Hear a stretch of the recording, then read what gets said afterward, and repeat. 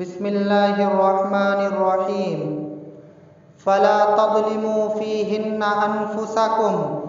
وقال في موضع آخر الشهر الحرام بالشهر الحرام والحرمات قصاص فمن اعتدى عليكم فاعتدوا عليه بمثل ما اعتدى عليكم واتقوا الله واعلموا أن الله مع المتقين.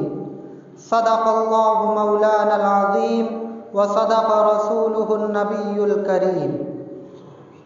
حاضرین محترم، پچھلے ہفتے رجب المرجب کی فضیلتوں کے سلسلے میں بیان ہوا تھا. اس ہفتے بھی پچھلے ہفتے کی بچی ہوئی باتوں کو بیان کرنے کی کوشش کروں گا. اللہ تبارک و تعالی ہم سب کو سمجھ بوجھ کی اور اس پر ان باتوں پر عمل کی توفیق مرحمت فرمائے. اللہ رب العزت والجلال نے 4 مہینوں کو محترم مہینہ بنایا ہے، جس میں سے ایک مہینہ یہ رجب کا مہینہ ہے جو چل رہا ہے.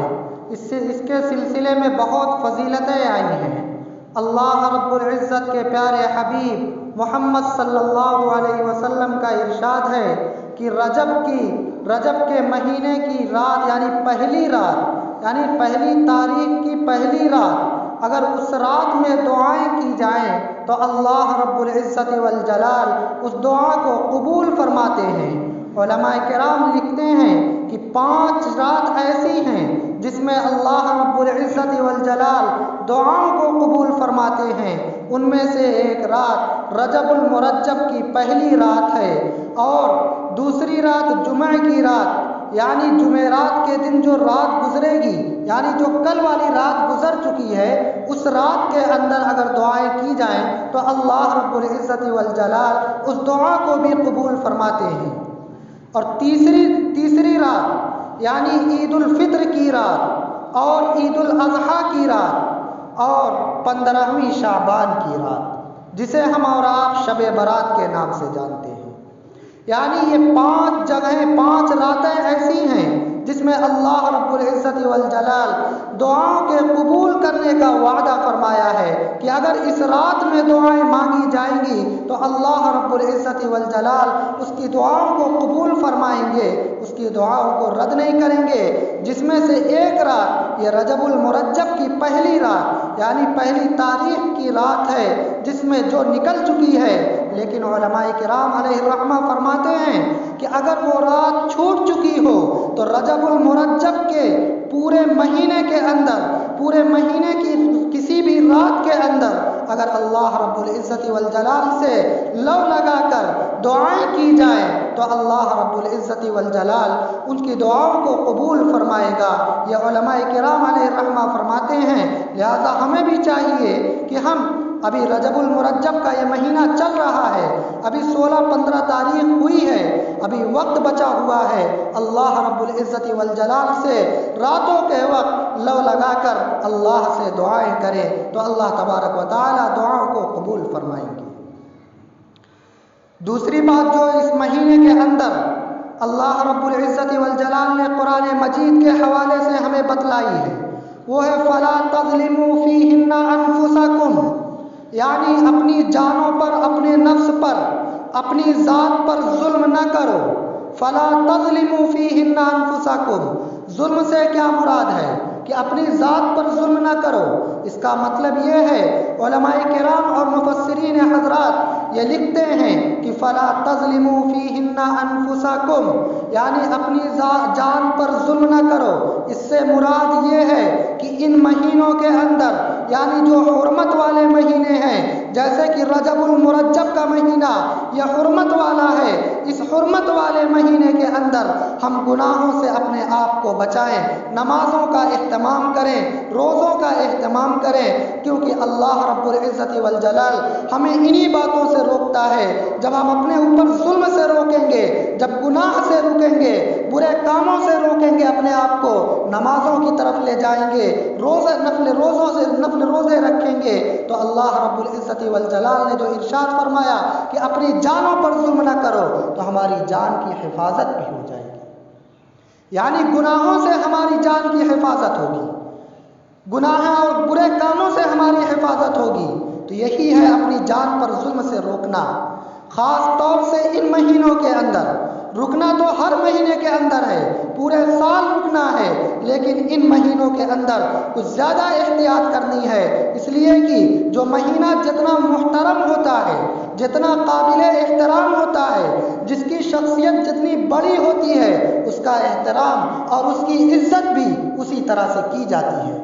اس لیے یہ رجب کا مہینہ یہ حرمت والے مہینوں میں سے ہے، اس میں ہمیں اور احتیاط کرنی چاہیے، اپنے آپ کو نمازوں کا اہتمام کرنے والا بنانا چاہیے۔ کیوں؟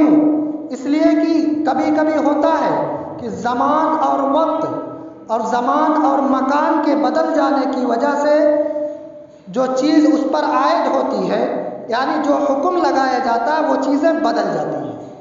یعنی زمان یعنی زمانہ اور وقت اور مکان، یہ جگہ یعنی جگہ کے بدل جانے کی وجہ سے اگر برا کام ہو رہا ہے تو اس کی برائی بڑھ جاتی ہے، اور اگر اچھا کام کیا جا رہا ہے تو اس کی اچھائی اور زیادہ بڑھ جاتی ہے۔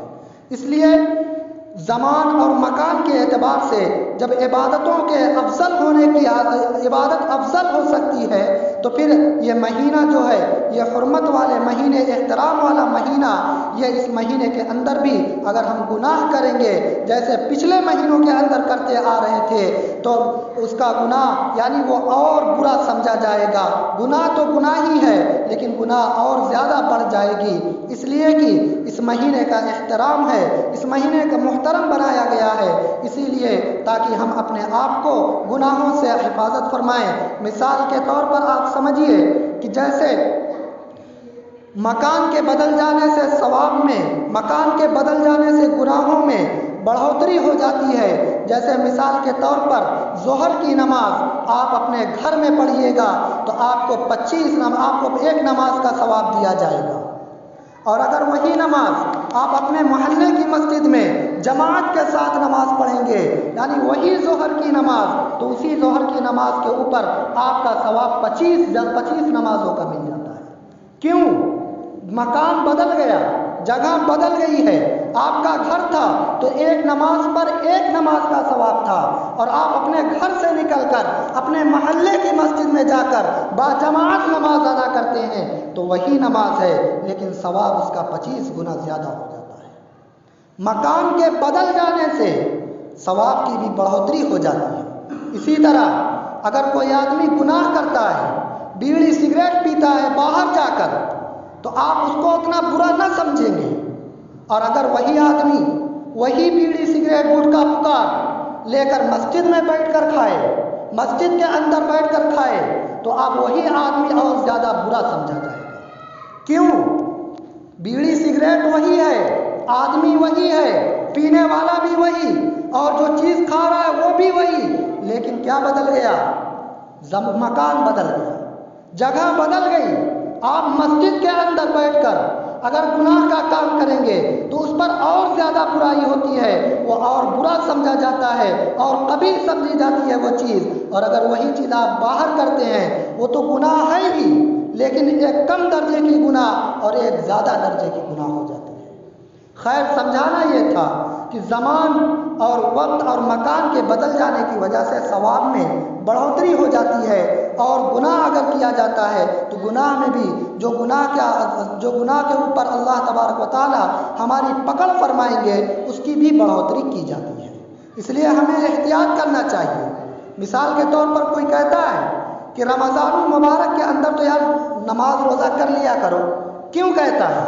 اس لیے کہ رمضان المبارک کے اندر وہی نماز آپ رمضان المبارک کے اندر پڑھیں گے، وہی روزہ جو آپ رجب کے اندر رکھتے ہیں یا کسی اور مہینے کے اندر رکھیں گے، اور وہی روزہ جا کر رمضان المبارک کے فرض روزے رکھیں گے تو اس کا ثواب بڑھ جائے گا، اور اس کا ثواب اتنا نہیں ہوگا رجب المرجب کا یا کسی اور مہینے کے روزے کا، اس سے مقابلہ نہیں کیا جا سکتا، اس لیے کہ اس کا ثواب اللہ رب العزت والجلال بڑھا دیتے ہیں، اور اس کا ثواب اور رجب وغیرہ کے مہینے کا ثواب روزہ رکھنے کا اس کے مقابلے میں کم ہو جاتا ہے۔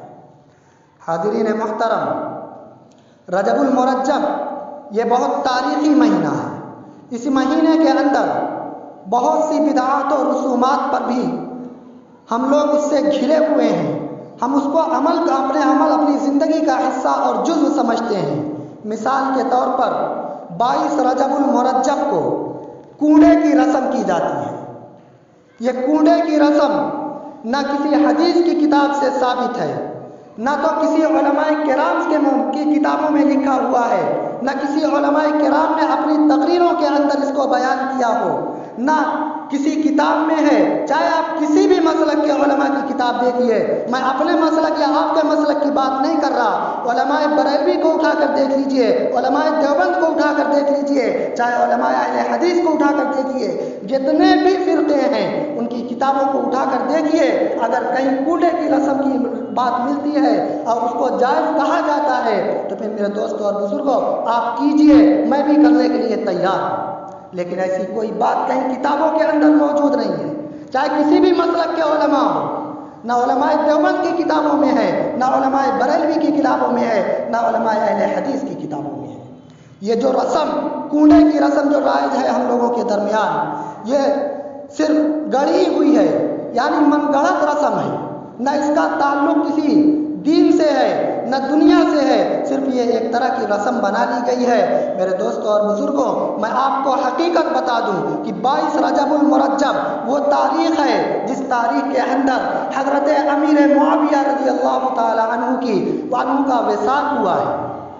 یعنی 22 رجب المرجب یہ حضرت امیر معاویہ رضی اللہ تعالی عنہ، حضرت امیر معاویہ کم درجے کے صحابی نہیں ہیں، کاتب وحی میں شمار ہوتا ہے، ان کا وصال 22 رجب المرجب کو ہوا ہے۔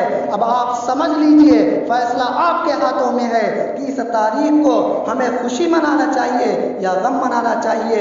خیر، اسلام کے اندر تو نہ کوئی تاریخ غم کی تاریخ ہے، نہ کوئی چیز خوشی کی ہے، صرف 2 دن خوشی کا ہے، عید الفطر اور عید الاضحیٰ، باقی کوئی دن، سب دن برابر ہیں، چاہے وہ 22 رجب المرجب ہو، چاہے 10 محرم الحرام ہو، یا حضرت حمزہ رضی اللہ تعالی عنہ کی شہادت کا دن ہو، یا حضرت عمر فاروق رضی اللہ تعالی عنہ کی شہادت کا دن ہو۔ تمام دنوں کو اسلام کے اندر ایک مرتبہ ایک مقام دیا گیا ہے، سب دن برابر ہیں۔ میرے دوستوں اور بزرگوں، یہ جو ہم لوگ اپنے اعتبار سے گڑھ لیتے ہیں یہ چیز غلط ہے۔ آپ کتابوں کے حوالے سے دیکھیے، اپنے علماء کرام سے رابطے رکھیے، اپنے علماء کرام سے پوچھئے کہ بھائی صاحب اور مولوی صاحب یہ بتائیے کہ یہ جو 22 رجب کو کنڈا کیا جاتا ہے، جو 22 رجب کو خوشیاں منائی جاتی ہے، یہ کس کتاب سے ثابت ہے؟ آپ کے پاس کوئی دلیل موجود ہے؟ آپ اس کے بارے میں ہمیں بتلائیے کہ اس کی حقیقت کیا ہے۔ میرے دوستوں اور بزرگوں، میری نظر سے تو کوئی کتاب ایسی نہیں گزری، چاہے وہ کسی بھی مسلک کے علماء کی کتاب ہو۔ اللہ رب العزت والجلال ہم لوگوں کی حفاظت فرمائے بدعات اور رسومات سے اور خرافات سے، اور محترم مہینے یعنی رجب المرجب کا یہ مہینہ، اس کے احترام کی توفیق عطا فرمائے۔ اللہ رب العزت والجلال کہنے سننے سے زیادہ عمل کرنے کی توفیق مرحمت فرمائے۔ انشاءاللہ تعالی اگلے جمعے کو 27 رجب المرجب جو معراج کا واقعہ ہے اس پر گفتگو ہوگی۔ اللہ تبارک و تعالی ہم لوگوں کو عمل کی توفیق عطا فرمائے۔ آمین وآخر دعوانا الحمدللہ۔